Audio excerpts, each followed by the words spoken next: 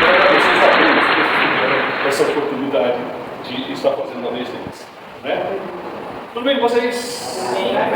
Bom, eu acredito que hoje nós teremos uma clareza um pouco maior a respeito do Evangelho.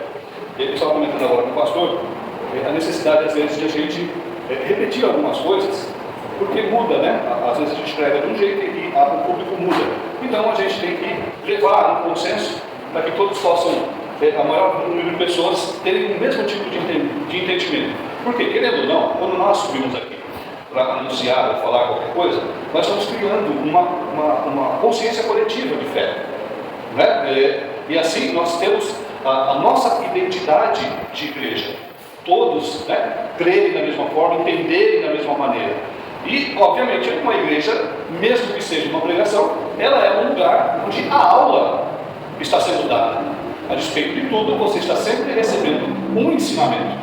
Não é? Vamos orar mais uma vez. Pai bendito, nós não precisamos de nenhum artifício. Nós não precisamos, neste momento, de nada que possa complementar ou dignificar a Tua palavra. Ela é suficiente e independente e poderosa para agir. O que nós queremos aqui é apenas evidenciar aquilo que os apóstolos, que os profetas no tempo anterior quiseram deixar registrado. Não é fácil reconstituir cultura, acontecimentos de uma história de 2000 anos atrás. Mas quando se trata da presença do Espírito Santo, quando se trata de que o reino está sendo implantado, então eu acredito que tudo isso possa e é possível. Então que neste momento, Senhor, nada disperse orgulho, arrogância, prepotência. Ninguém aqui é maior. Mesmo eu que estou aqui, Senhor, na frente, eu sou apenas um transmissor, um canal daquilo que o Senhor já está agindo e já está fazendo na tua igreja. Só me dá a oportunidade de ajudar um pouco mais, Senhor. Em nome de Jesus. Essa é a minha oração. Amém, Senhor. Eu quero fazer uma pergunta para você, e que vai mexer um pouco. A pergunta eu já fiz uma vez, mas eu quero reiterar, porque isso é perigoso. E a construção da tua fé está baseada nisso. A pergunta é: por que um adventista do sétimo dia não está aqui conosco? Por que um testemunha de Jeová não está nesse momento aqui conosco? Vou piorar. O que faz um adventista do sétimo dia estar na sua igreja, tendo a sua cultura, a sua fé e não sair de lá? O que faz um testemunho de Jeová estar no salão do reino, permanecer, mesmo que você mostre, mesmo que você fale, o que faz com que ele permaneça e não aceite sair de lá e vir para cá? Vou piorar de novo. O que é que está fazendo você, nesse momento, sair da sua casa, às vezes andar quilômetros, e insistir, quarta-feira após quarta-feira, vir neste lugar e permanecer aqui? Qual é o conceito que você tem que seja diferente do conceito que um adventista do sétimo dia tem, que ele fica na sua igreja? O que é que te prende aqui dentro, vindo dia após dia, ouvir as aulas, ouvir o Ricardo, ouvir o Anderson, ouvir os irmãos, e permanecer aqui, que seja diferente do que faz com que o testemunho de Jeová não saia do salão, mantenha uma conduta, não se mete em problemas, assim como os adventistas também? Percebeu? O que é que faz de você diferente deles? Mexeu, não mexeu? Por que você não sai daqui e vai para o salão do reino? Por que você não sai daqui e vai para uma testemunha de Jeová? Por que você não sai daqui e vai para uma congregação cristã no Brasil? Medo? Conforto? Por que você tem a oportunidade de pregar, falar, ensinar? Por que você é reconhecido? Porque aqui nós temos uma comunidade que se ajuda mutuamente e você depende às vezes dos favores que aqui saem. Vou dizer uma coisa para você: se essa for a base de você estar aqui dentro hoje, isto é fraco para você chegar diante de Deus e dizer: estou salvo. Isso não é argumento. Mas hoje você vai ter um novo entendimento do que significa o Evangelho do nosso Senhor e Salvador Jesus Cristo. E quando você sair daqui, você vai ter vontade de voltar para este lugar. E aqui você vai entender que está sendo pregada a verdade. Não por mim, mas você vai ler a verdade. Vamos lá então? O Evangelho, ele se baseia em 4 pilares.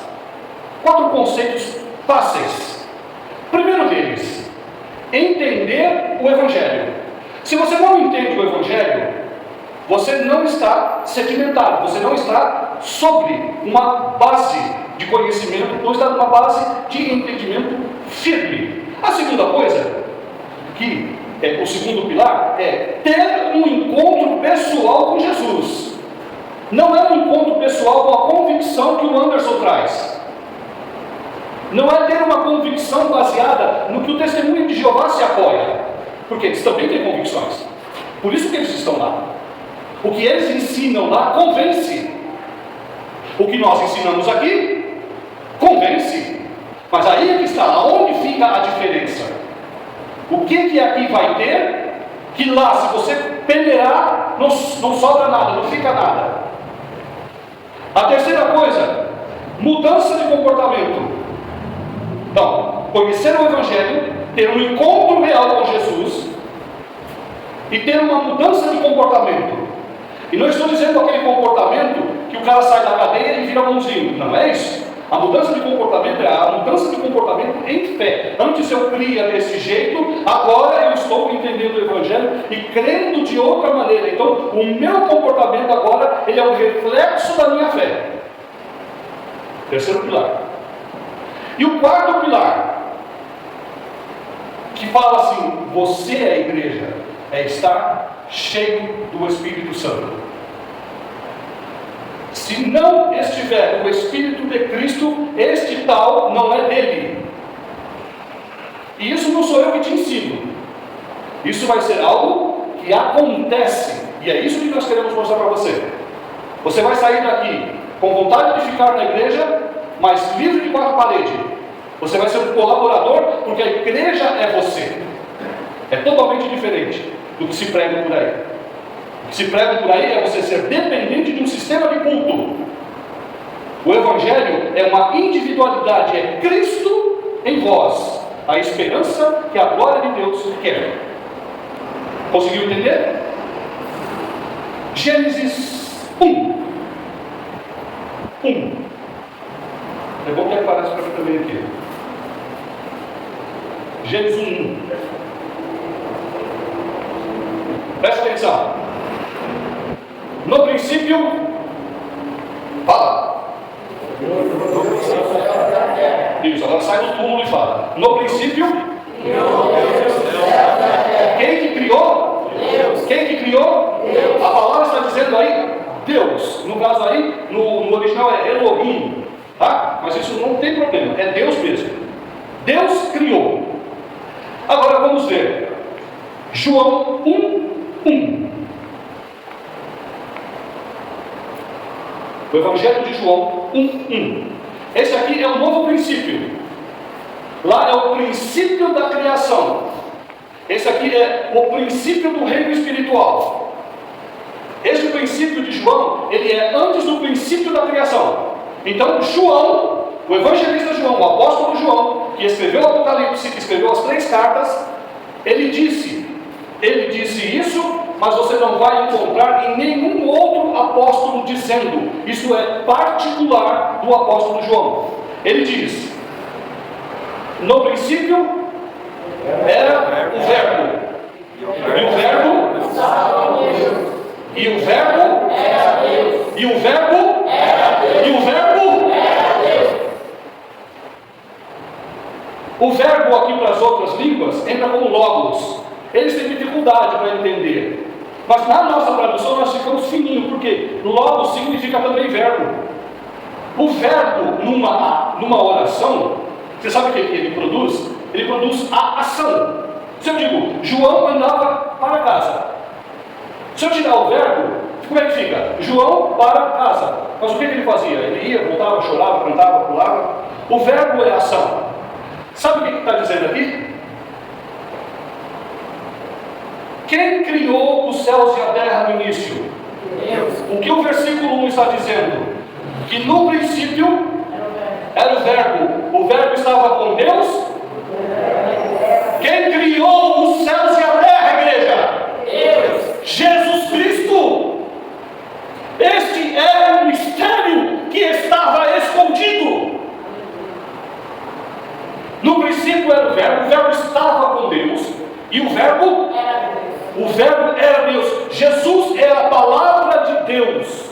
Jesus é a ação de Deus. Isso nos remete a dizer o seguinte: Deus teve um plano original, e no plano original de Deus, Jesus disse: eu vou fazer.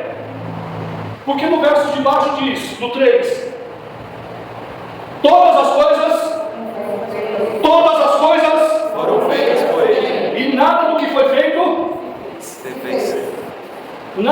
feito teria sido feito se Ele não estivesse lá. Gênesis 1:1. Quem estava no início, criando todas as coisas? O nosso Senhor. Não entendeu? Quem estava no início, criando todas as coisas? O nosso Senhor Jesus. Os judeus não sabiam disso. Os judeus se julgavam tão reais com as leis, eles se julgavam tão santos, tão auto-justificáveis, porque não matavam, não roubavam, não faziam nada contrário à lei. Eles se julgavam tão santos que quando encontraram Jesus, não conseguiram reconhecê-lo.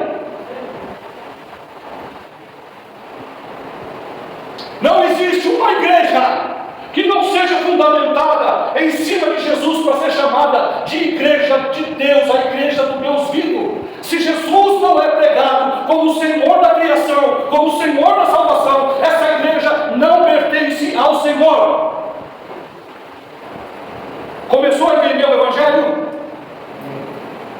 O Evangelho, a Bíblia se restringe numa história, e a única história que é restrita é a expressão maior de Deus, e a maior expressão de Deus chama-se Jesus Cristo. Se você não consegue entender, enxergar, ver, você está andando no caminho errado. Criam-se religiões, criam-se alternativas, criam-se sociedades alternativas, mas não se entende que a salvação se chama Jesus Cristo. Conseguiram entender? Amém. Essa é a base do Evangelho, o entendimento do Evangelho. Vai melhorar.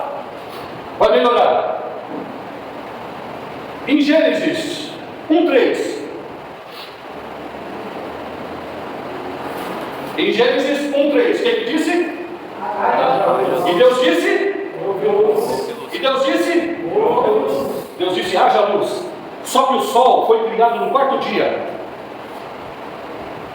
Que luz é essa?